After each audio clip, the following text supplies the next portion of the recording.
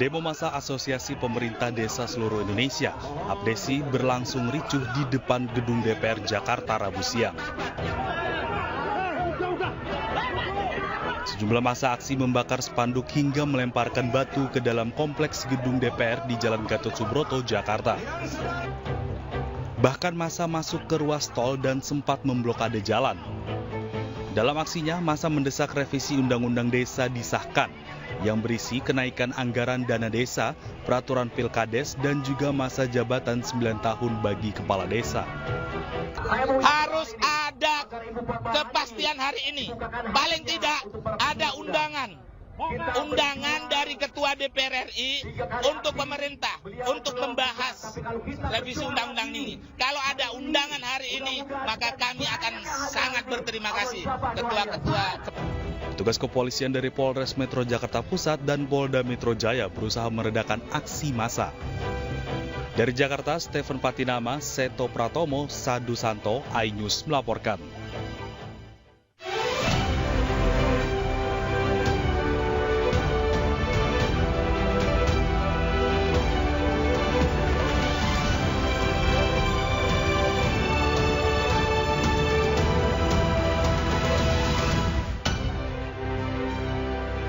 Ribuan rumah warga di Sempar Barat, Cilincing, Jakarta terendam banjir.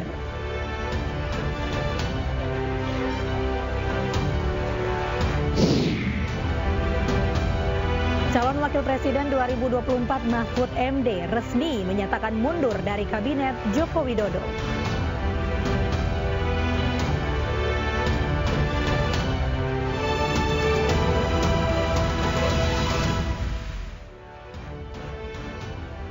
Halo, selamat malam. Apa kabar pemirsa? Sebuah ruko dan 2 rumah di Labuan Batu Selatan, Sumatera Utara hangus dilalap api. Dugaan sementara api berasal dari korsleting listrik. Bersama saya, Mirva Suri. Inilah iNews Malam selengkapnya.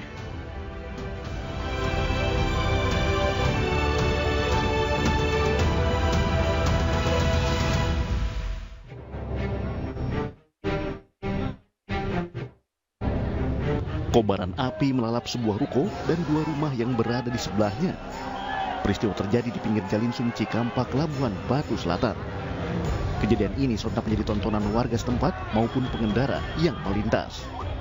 Ini masih diusahakan untuk memadamkan api supaya tidak merembet ke rumah-rumah yang lain. Berapa unit yang terbakar, Pak Kadus? Sampai saat ini belum ada informasi, belum dipastikan berapa unit terbakar, cuman yang saya tahu masih ada 2. 1 ruko terbakar, 2 rumah papan. 4 armada pemadam kebakaran Kota Pinang dan Pos Cikampek diterjunkan untuk memadamkan api. Dugaan sementara, api berasal dari korsleting arus listrik. Meski tidak ada korban jiwa, namun kerugian mencapai 600 juta rupiah. Dari Labuan Batu Selatan, Sumatera Utara, Randi Kurniawan, iNews melaporkan. Pemirsa, polisi masih menyelidiki penyebab ledakan yang terjadi di Rumah Sakit Semen Padang Selasa sore kemarin. Sementara untuk kepentingan penyelidikan, pihak operasional rumah sakit dihentikan sementara.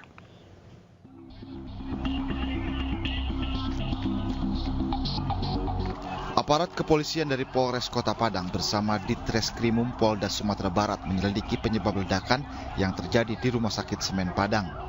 Polda Sumatera Barat juga menggandeng Pusat Laboratorium Mabes Polri dalam penyelidikan ini. Dari hasil penyelidikan sementara, polisi menduga ledakan yang terjadi di Rumah Sakit Semen Padang berasal dari instalasi AC. Namun demikian, polisi akan menyelidiki lebih lanjut terkait ledakan ini. Selain memeriksa tempat kejadian, polisi juga akan meminta keterangan terhadap pekerja instalasi AC yang tengah melakukan perbaikan di rumah sakit sesaat sebelum kejadian. Ya kalau sengaja nggak mungkin kalau seseorang itu meninggalkan pekerjaannya dalam situasi yang bahaya. Informasi dari Kasal Treskrim pastinya sudah, tapi ini juga nanti biar kami bekerja untuk itu. Nanti sementara tadi ada 3 orang pekerja yang ada di situ, tapi nanti kan bisa berkembang ini. Karena kami juga tidak akan menjudge siapa yang salah, apakah mereka atau lalai atau mereka ada sesuatu yang harus kita selidiki lebih lanjut. Sementara itu, dari 18 orang yang terluka akibat ledakan, 7 diantaranya masih menjalani perawatan di Rumah Sakit M. Jamil Padang. Korban alami luka sobek akibat pecahan kaca. Direktur Utama RS Semen Padang Selvi Farisa mengatakan selama penyelidikan operasional rumah sakit dihentikan sementara. Kita masih melakukan investigasi, jadi untuk sementara waktu kita tutup. Nanti akan kita informasikan jika kita sudah bisa operasional. Ruangan yang terparah ada di lantai berapa, Bu? Lantai 1. Kerusakannya seperti apa, Bu? Kerusakannya ada kaca yang pecah dan plafon yang Ledakan di Rumah Sakit Semen Padang terjadi pada Selasa sore. Pihak rumah sakit mengevakuasi ratusan pasien. Dari 108 orang pasien, 58 diantaranya dirujuk ke Rumah Sakit M. Jamil Padang dan Baitur Rahmah. Sementara 50 pasien lainnya sudah diperbolehkan pulang. Dari Padang, Sumatera Barat, Budi Sunandar, iNews melaporkan. Kita ke informasi di mana ribuan rumah warga di Semper Barat, Cilincing, Jakarta Utara sejak pagi tadi terendam air dengan ketinggian 1 hingga 2 meter. Sebanyak 120 jiwa terpaksa mengungsi karena rumahnya terendam air.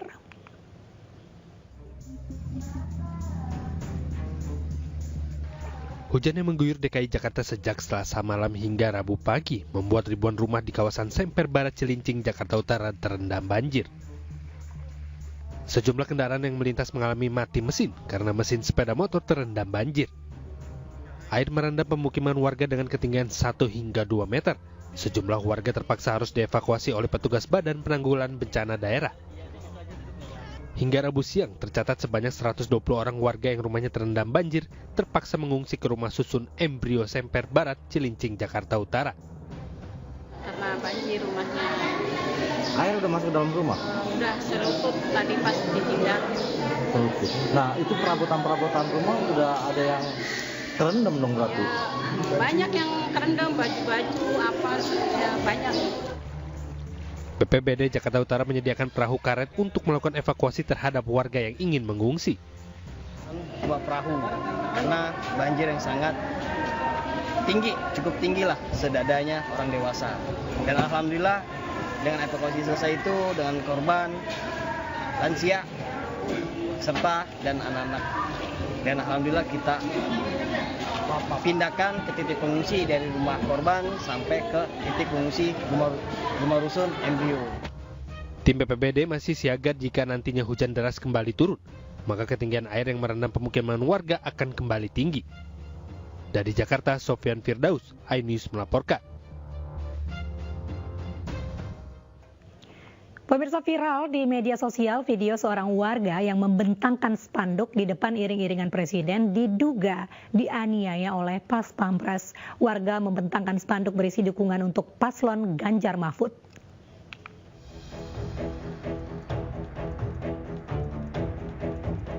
Kericuhan mewarnai kunjungan Presiden Joko Widodo di Kabupaten Gunung Kidul, Yogyakarta. Aparat keamanan mengamankan seorang warga yang membentangkan spanduk bertuliskan dukung ke Ganjar Pranowo. Aksi itu dilakukan tepat di depan iring-iringan rombongan Presiden Joko Widodo. Aparat keamanan yang diduga berpakaian preman langsung mengamankan tulisan tersebut dan menggiring warga ke pinggir jalan. Usai kejadian, warga tersebut terlihat memegang bagian wajahnya sambil menahan sakit dan dimarahi oleh seorang yang diduga Pas Pampres. Namun hal itu dibantah oleh pasukan pengamanan presiden dan mengatakan yang melakukan penganiayaan mengenakan pakaian sipil dan bukan Pas Pampres. As Intel Pas Pampres Kolonel Herman Taryaman menyatakan bahwa tidak benar anggota Pas Pampres telah menganiaya warga di Gunung Kidul. Selain itu, Herman juga menegaskan bahwa pria yang menganiaya warga bukan anggota Pas Pampres. Video amatir ini viral di media sosial saat seorang yang diduga aparat sedang memarahi warga tersebut. Muncul Ketua DPRD Gunung Kidul, Enda Subekti Kutarningsih, yang membela warga. Sehingga kejadian itu berlangsung di saat kami perjalanan pulang ke Kabupaten Gunung Kidul. Nah, di saat kami mendapatkan kabar salah satu warga kami ditahan bahkan dianiaya, saat itu juga saya telepon Polres Gunung Kidul melalui Intel Polres. Apakah yang melakukan dari Polres? Dijawab ternyata bukan. Karena bukan, maka saya telepon yang saat itu melaporkan kepada kita untuk minta perlindungan dan bantuan. Ternyata memang bukan dari Polres saat itu. Saya menelpon kasih Intel Kodim saat itu. Karena sebelum penangkapan, warga masyarakat yang ada di situ digeledah bajunya, kemudian yang berkaos Ganjar Pranowo diminta untuk pulang. Usai kejadian, warga yang diduga dianiaya oleh aparat itu akhirnya dibawa pergi oleh Ketua DPRD Gunung Kidul dan langsung menjalani visum di RSUD Wonosari.